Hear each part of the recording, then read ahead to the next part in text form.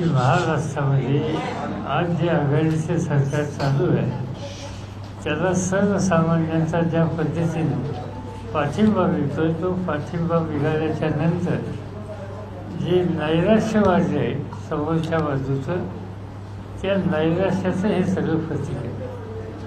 आपल्याला सत्ता मिळणार नाही आणि त्या संबंधीची अस्वस्थता आणि संताप जो आहे तो आज या माध्यमातून व्यक्त केला जातो. आपण दानवेंचा प्रश्न विचारला. दानवे हे अनेक वर्ष विधिमंडळामध्ये संसदेमध्ये काम केलेले आहे. पण ठीक आहे, आता मला त्यांचा हा गुण माहीत नव्हता की साधारणतः एक खेड्यापाड्यात शेतकऱ्यांच्यात काम करणारे सहकारी म्हणून आम्ही त्यांना बघत होतो. पण उद्याचं सुद्धा चित्र सांगण्याच्या संबंधीची त्यांची अभ्यास आणि ही तयारी मला स्वतःला माहीत नव्हती. आणि त्यामुळे त्यांनी सांगितलं की असं होईल तसं होईल. ज्योतिषशास्त्राचा जाणकार म्हणून त्यांचा परिचय नव्हता, पण तो परिचय त्यांनी करून दिलेला आहे. पण सामान्य माणूस बरोबर असल्याच्या नंतर पूर्वच्या ज्योतिषाचं काही चालत नाही.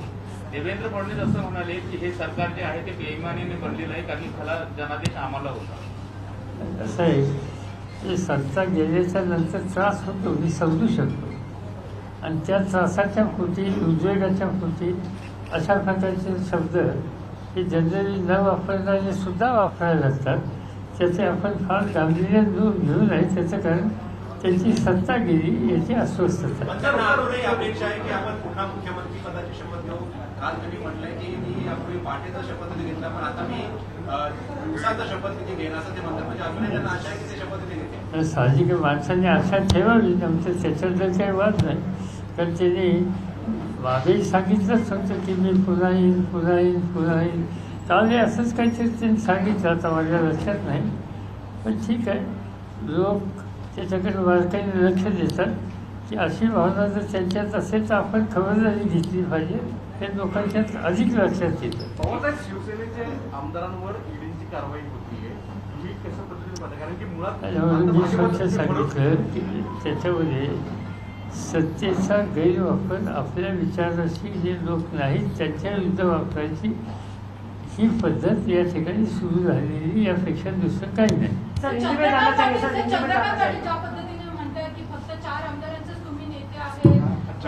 जरा असं आहे की जे कोणतरी गंभीरपणानं महाराष्ट्र ज्यांची नोंद घेतात असायचे प्रश्न विचारला. काही प्रश्न विचारतात.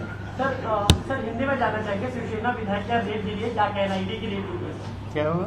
शिवसेना विधायक क्या ईडी की रेड के लिए हिंदी में जानना बात सीधी बात एक है कि आज महाराष्ट्र की हुकूमत 1 साल हो गया फिर भी हाथ में आने की कोई स्थिति नहीं है.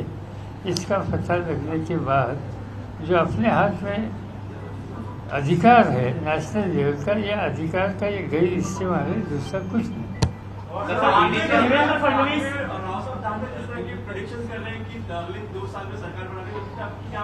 मैंने बताया. अरे मैं छोड़ो, एक बार सांगितलं तर पुन्हा कोविड वॅक्सिनच्या संदर्भात पंतप्रधान कदाचित 28 तारखेला पुण्यात येथील असली चर्चा सांगितली जाते. आपल्याला वाटतं की वॅक्सिन हा सोल्युशन होऊ शकतं लवकर कोविडच्या संदर्भातलं? असं आहे की कोविडच्या लसच्या संबंधीची प्रगती काय ह्याची कल्पना काल परवा मला ती जी इन्स्टिट्यूट आहे त्याचे प्रमुख माझ्याकडे होते. त्यांनी सविस्तर दिलेली आहे. त्यांचे अखंड प्रयत्न आहेत की लवकरात लवकर ही लस उपलब्ध करून द्यावी, राष्ट्र किमतीला ती लस उपलब्ध करून द्यावी आणि महाराष्ट्राला समेत देशाला देशाच्या बाहेरसुद्धा या संकटातून लोकांना बाहेर काढण्यासाठी हातभार लावावा. आणि म्हणून मला आनंद आहे की ते जे त्यांचे प्रयत्न आहेत त्यांचे शास्त्रज्ञांचे प्रयत्न आहेत. आज माझ्या वाचनात आलं की या देशातले बरेचसे अभ्यासकर्स ती पाहणी करण्याच्यासाठी पुण्याला जात आहेत आणि प्रधानमंत्रीसुद्धा जाण्याची शक्यता आहे. चांगली गोष्ट आहे. जे सायंटिस्ट काम करतात त्यांना प्रोत्साहन मिळेल.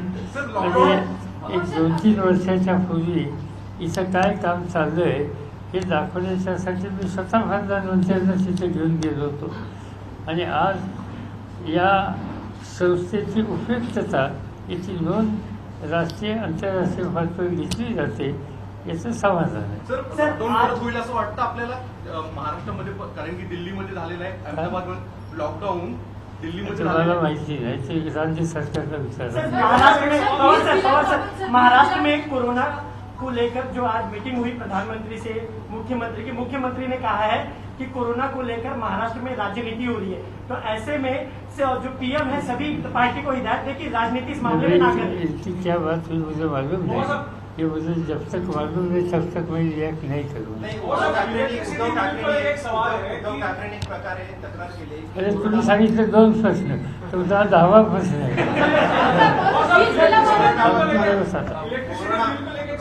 कोरोनावर राजकारण होत आहे आणि आज पंतप्रधानांना त्यांनी सांगितलं की जे पक्ष राजकारण करतायत त्यांना तुम्ही सूचना केली पाहिजे की कोरोनावर राजकारण होऊ नये. प्रामुख्याने महाराष्ट्रामध्ये मंदिर उघडण्यावरून भाजपने ज्या आक्रमक पद्धतीने आंदोलन केलं होतं आणि आता केसेस वाढत आहेत कोरोनाच्या. असं आहे की आता खरं म्हणजे तर मंदिर उघडण्यावर या प्रश्नावर जे काही केलं गेलं मी त्याच्यापुढं भाष्य केलं नाही, पण ज्यावेळेला एवढं मोठं संकट संपन्न मानवी समाजावर येतं त्यावेळेला असं क्षुद्र राजकारण काढणं हे योग्य नसतं. पण ठीक आहे, निराशा ही शेवटी माणसाला स्वस्त बसून देत नाही. चला इलेक्ट्रिसिटीच्या बाबतीत काय भूमिका आहे?